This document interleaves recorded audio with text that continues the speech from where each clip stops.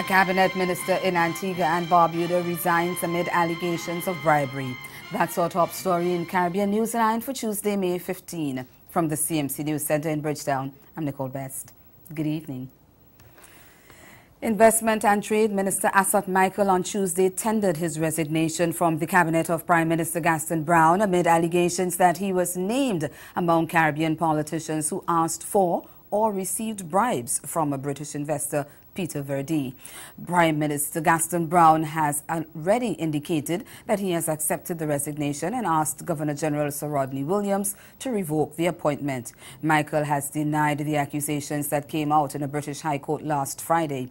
It was revealed that telephone conversations with Verdi's business partner in 2016 had been recorded by German authorities. And according to the transcripts of those phone calls, the billionaire told his business partner that Michael had asked him for $2 million, a nice watch and a car for his mother.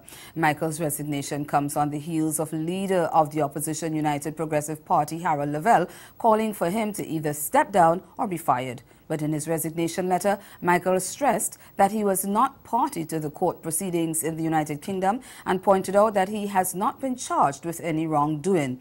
He said opposition political elements were using the media reports from the court proceedings to seek to discredit him and the government, and he therefore decided to submit his resignation so the government could fulfill its obligations to citizens without any distraction. Michael added, and I quote, "I will continue to work assiduously in the interest of the people of my constituency and to do all in my power to counter and disprove allegations made against me. I am determined that the calumnies against me shall not stand." End of quote. Now, this is the second occasion within a 7-month period that Michael has had to forego a ministerial position. Last October, he was arrested in London, and Prime Minister Brown subsequently removed him as Minister of Tourism, Economic Development, Investment and Energy. But Michael was returned to the cabinet after being successful in the March 21st general election. The Antigua and Barbuda government's effort to prevent former Executive Secretary of the Board of Education, Giselle Isaac, from taking legal action against the Minister of Education and Cabinet over her suspension 2 years ago has been struck down by the Privy Council. The ruling gives the green light for Isaac's claim to be heard in the High Court.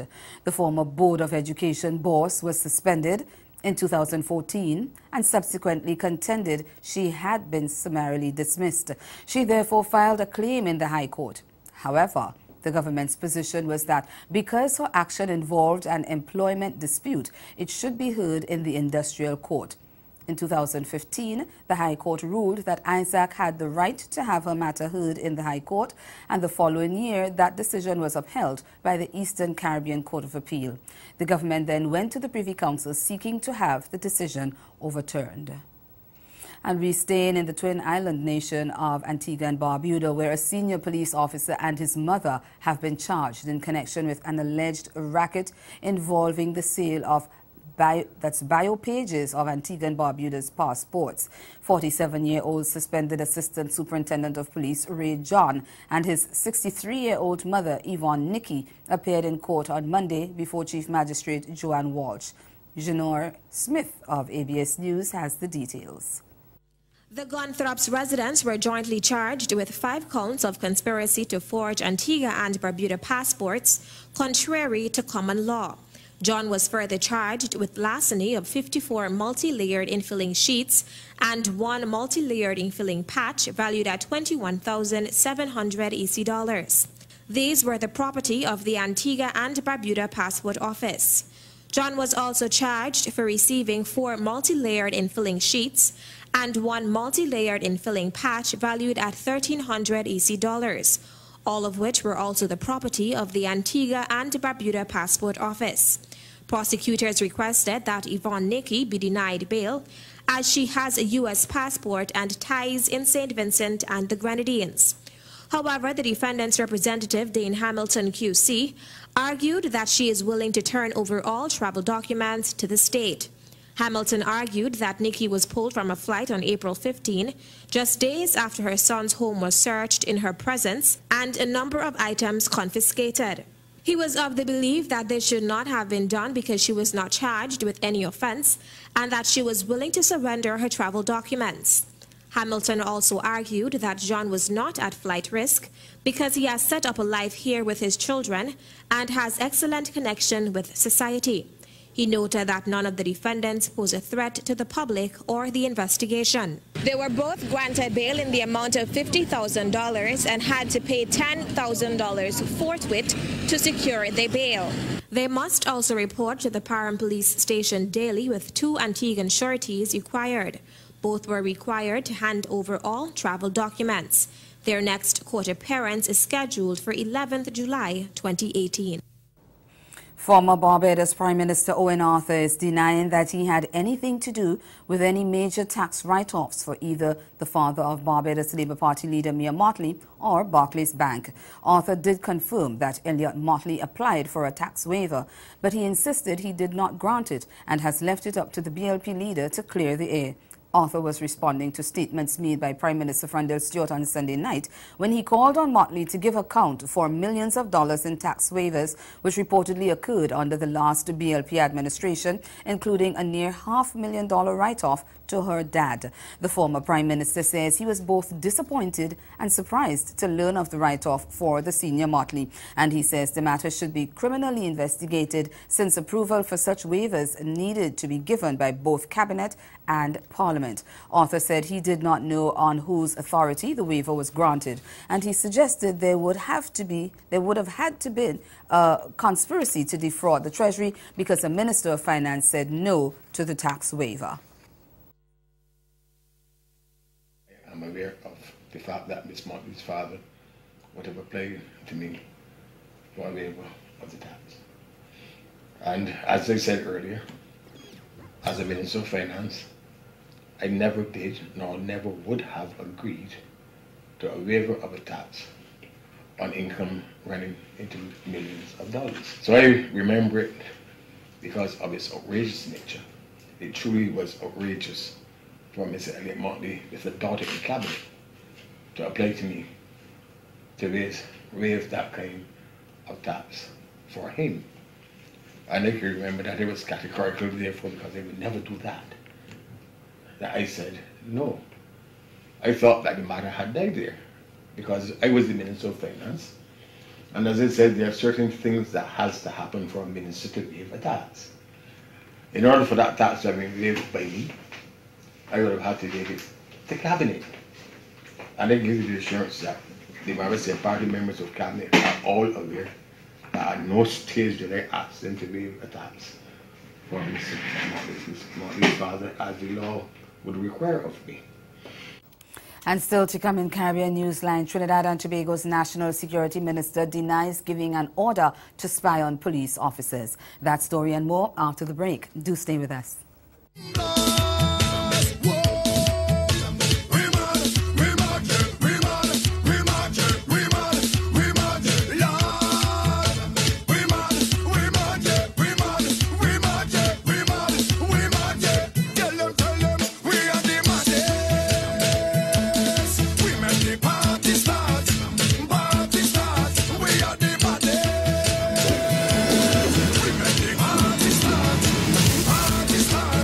Well, about 3 years ago, I posed a question on this program.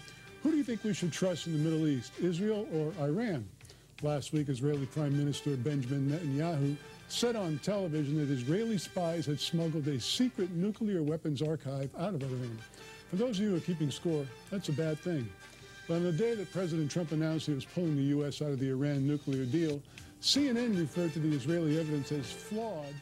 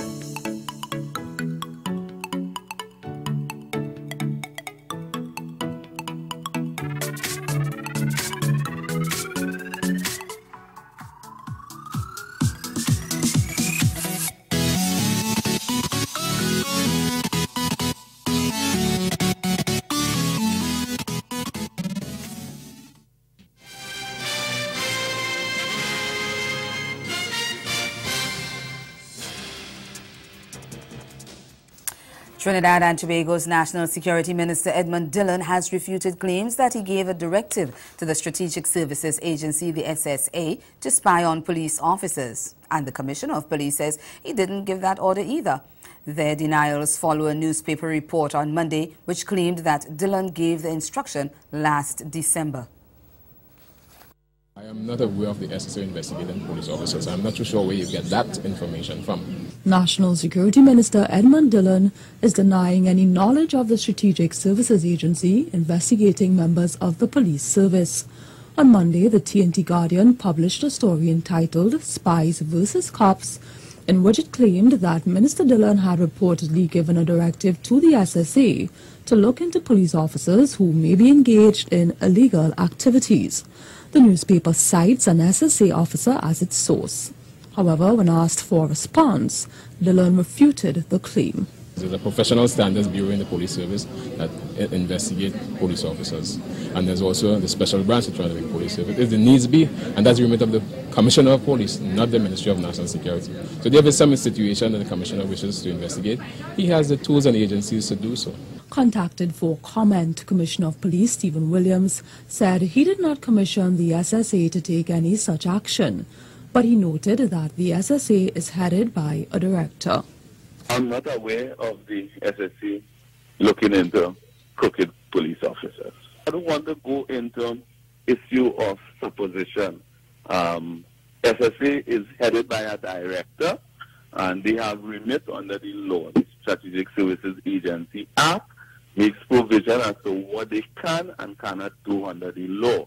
In 2016, the SSA Act was amended to broaden the scope of the agency, giving it responsibility to deal with matters relating to the prevention of serious crime, including aspects relating to its detection and prevention. And that report was from Renessa Cutting of TV6 News. Over in Guyana, the head of the State Assets Recovery Agency, SARA, says 2 matters against officials in the David Granger government have been referred to the agency for investigation.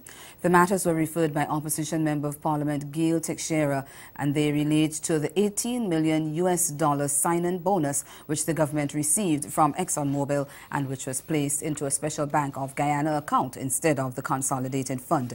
The Transparency Group Guyana has also referred its own complaint against officials of the current government in relation to the same issue.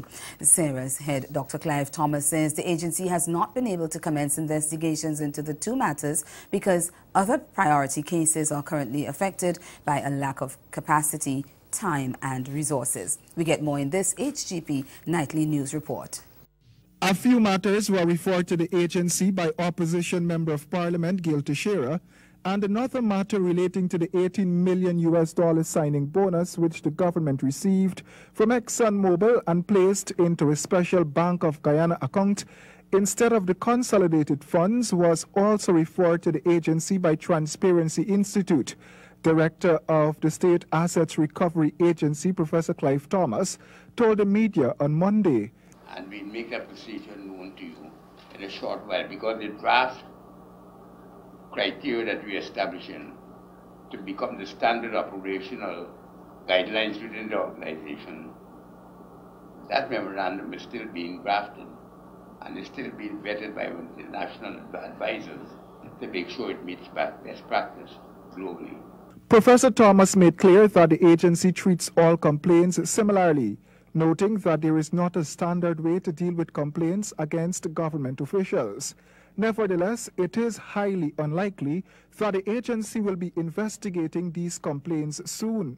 Mr. Thomas explained that the agency will first be going after complaints that are of greater importance. We can't just take every reference off the street and assume there's some guilt involved there. Because if not, we lay ourselves open to pursuing vendettas. Individuals might try to use the organization in that way. So we have to be careful that we establish procedures for the establishing whether it's worth pursuing as an investigation or not. Professor Thomas did not give details about the complaints filed by Mr. Shearer, but noted that some of the complaints date back to decades ago, while others were recent. Dr. Thomas, however, promised that the investigation will be launched into the cases referred, but when the time is right. The Bahamas' Prime Minister Hubert Minnis says his Free National Movement government has done well in its first year governing the country. Minnis was addressing a rally to celebrate the party's one-year anniversary in office.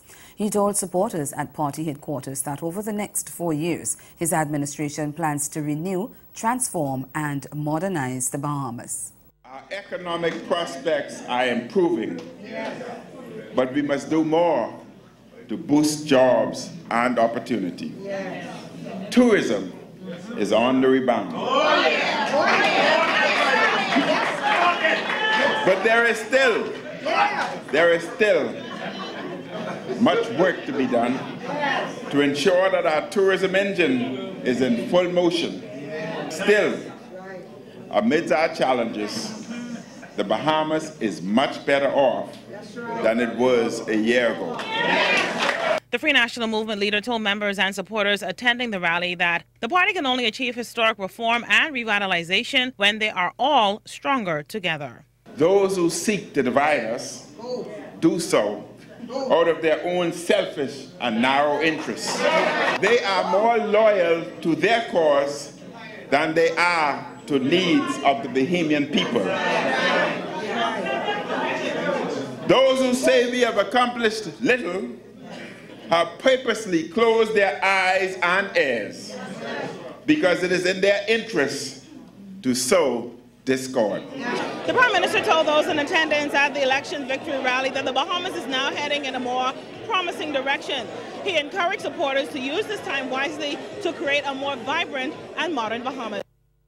And that report was from Altofi's Munnings of ZNS Network News. Ahead in Newsline Sport, a resolution in the impasse between the Jamaica Football Federation and its head coach. Stay with us. Sport is next. Which started last October. Become more and more dependent on social media, on the internet, on technology, on digital currency. These attacks are going to become more frequent, and they're going to get deeper and deeper into our everyday lives. And so we need to partner with lawmakers, we need to partner with entrepreneurs and technologies, we need to partner with our community and our neighbors to make sure that our data is secure. Her Excellency Paula May Weeks, President of Trinidad and Tobago, paid her first official visit to Tobago recently. And one of her most memorable experiences here was meeting children with special needs and those who work with them at the Healing with Horses Foundation in Buku. The foundation provides special needs children and adults with activities like equestrian sessions, art therapy, and employment. We think that we may have a big turnout at the rally and march in New York, because what is distinctive of this coalition is the fact that contrary to other movements in the States, we are really a coalition in the sense that we created a network of already existing groups, feminist groups, labor organizations,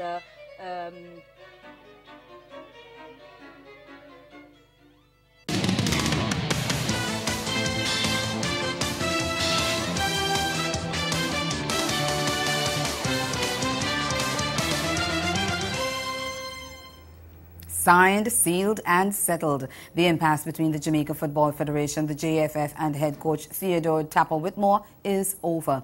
He has signed a 4-year deal to continue coaching the Reggae Boys. The signing, which ends months of wrangling between the Federation and Whitmore over his contract, was confirmed by JFF boss Michael Ricketts. In this report from TVJ's Jordan Fort, Ricketts says he is delighted the matter is now behind them. Coastal negotiation, which started last October and saw Whitmore resigning the head coach position and the intervention of the sports minister Olivia Grange, JFF President Michael Ricketts confirmed with TVJ Sports on Monday that Coach Whitmore has now signed a 4-year deal which will end December 31, 2022. I'd like to personally express my delight and certainly on behalf of JFF that we have finally signed an agreement. We now have a contractual document with Coach Whitmore. That was signed, I reckon, maybe midday today. We had sent the draft to him last week, and he looked at it, and today we had a discussion on it. There were minor changes, so we got those corrected, and he thereafter signed the document, and the JFF also did. So we now have a formal arrangement with Coach Whitmore. While not disclosing the financial components of the contract, Ricketts says both Whitmore and the JFF are satisfied with the terms and conditions. Well, he has asked us, and we must respect his wishes, that we do not discuss his remuneration publicly, and I want to adhere to that request. So, but he is comfortable, all things considered, and like I said, we do now look forward to working closely with Coach Whitmore, and our aim and ambition now is to head for the World Cup in 2022. In the meantime, the JFF boss says efforts are being made to secure at least one match with a World Cup-bound team. In fact, up to yesterday, I had a discussion with our agent, and he's still trying to make contact and still having discussions with teams, but we have not yet been able to come up with a formal arrangement. But we are still hopeful, we are still optimistic, and we do hope that before the World Cup starts, we'll be able to get the attention of a big team. But like I say, right now we have not been able to sign an arrangement. Whitmore, who couldn't be reached by phone for comment, will now look to prepare the boys for the inaugural CONCACAF League of Nations in September. We've got some tragic news now. Former Aston Villa and Bolton defender Jill Lloyd Samuel died in a car crash on Tuesday morning in Cheshire, England. Reports suggest that he was returning home after taking his children to school when his car collided with another vehicle. The Trinidad and Tobago Football Association has expressed condolences to Samuel's family members in the UK and in the land of his birth. Samuel, who hails from San Fernando, represented England at the under-21 level before going on to play for Trinidad and Tobago's senior team. He came through the ranks at Villa before later playing for Bolton and Cardiff City. He played 169 times for Villa until he moved to Bolton in 2007. Staying with football, Jamaica's Portmore United finished third overall in the Caribbean Football Union Club Championship after whipping Trinidad-based Central FC. It was the first in a doubleheader of final matches in the tournament, which was won by Club Atletico of the Dominican Republic. TV6's Vinod Nawani tells us more. A 2-0 loss to Honored Gardens in Friday's semi-final saw Central FC out of contention for the Caribbean crown. But they appeared to shake off that defeat and grabbed an early lead through Dwayne Marquette. The quick free kick was made fruitful in the 27th minute. Marquette was the most active player in the opening stages, with his team carrying that advantage to the half. But the Sharks then watched Jamaica's Portmore United rally, starting with an Akeem Armstrong own goal of a Rosario Harriet header in the 58th minute. And the deal was sealed in the 63rd with a powerful drive from Jeremy Lynch, who initiated the play. 2-1 Portmore United, who finished third over Central FC. Central FC collected $15,000 and will enter a playoff against Caribbean Cup Shield winners Club Franciscain of Martinique on Wednesday for a place also in the 2018 CONCACAF League, the region's second tier. It must be noted that Jamaica's season ended 3 weeks ago, while the TT Pro League has been inactive for the last 6 months. Later that evening, Honored Gardens lost in the final to Club Atletico Pantoja of the Dominican Republic 6-5 in a penalty shootout after a goalless result. Club Atletico are the Caribbean club champions. And on to cricket now. West Indies will face Bangladesh in 2 T20 internationals on US soil during the home series in July. And Cricket West Indies confirmed on Tuesday that the first one is carded for Warner Park in St. Kitts on July 31st before back-to-back matches are played at the Central Broward Regional Park Stadium in Florida on August 4th and 5th. News of the US fixtures had first come in media reports last weekend. West Indies have won 3 of the 4 T20 internationals at the venue, with the other ending in a no result following rain. They swept New Zealand 2-0 in 2012 before beating India 1-0 when the Asian side toured the Caribbean 2 years ago. The Bangladesh tour of the Caribbean starts just 4th. It starts on July 4th and will see them clash with West Indies in 2 tests at the Vivian Richards Cricket Stadium in Antigua and Sabina Park in Jamaica. The National Stadium in Guyana will then play host to the first 2 one-day internationals of the 3-match series, with the final match set for Warner Park. And finally, in horse racing, Barbadian Rockabowen rode a double on the 8th race card to move his tally for the new seasons to 14 wins from 52 starts. He claimed his first win in a 5.5 furlong sprint in race 2, making all the running board favorite Seabasket to beat the 3-year-old maiden fillies by 4 1/4 lengths. He then came aboard for one chance Love This Bar in race 3 over 6 furlongs as the pair dismissed the 3-year-old and upward fillies and mares by 1 1/4 lengths. Emerald Downs track announcer Tom Harris has the call.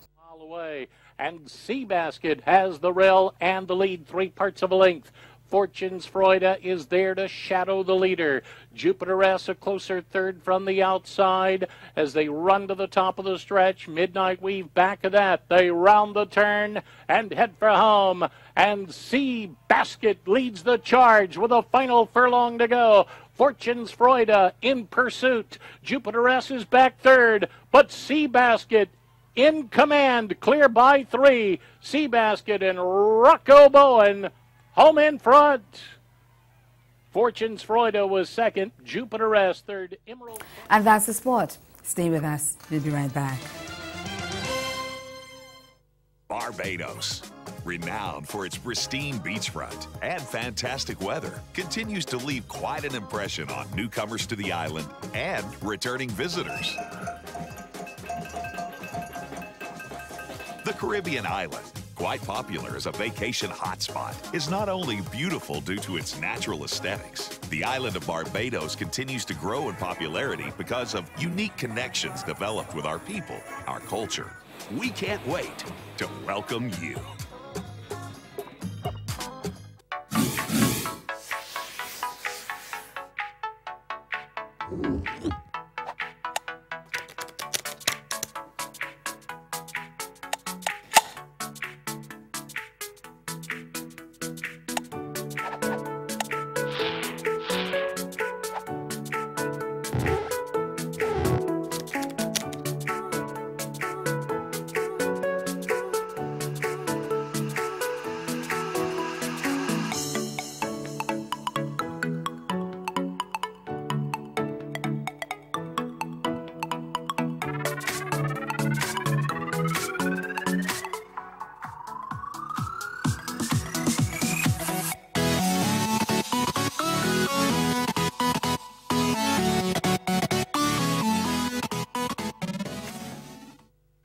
Again, the major developments of this day: Antigua and Barbuda's Investment and Trade Minister Asset Michael resigns amid allegations that he was named among Caribbean politicians who asked for or received bribes from a British investor. And in sport, the Reggae Boys head coach signs a 4-year contract to continue in the position after months of wrangling with the Jamaica Football Federation. That's Caribbean Newsline. For news and sport around the clock, log on to KanaNews.com. Thanks for joining us. Do have yourselves a good night.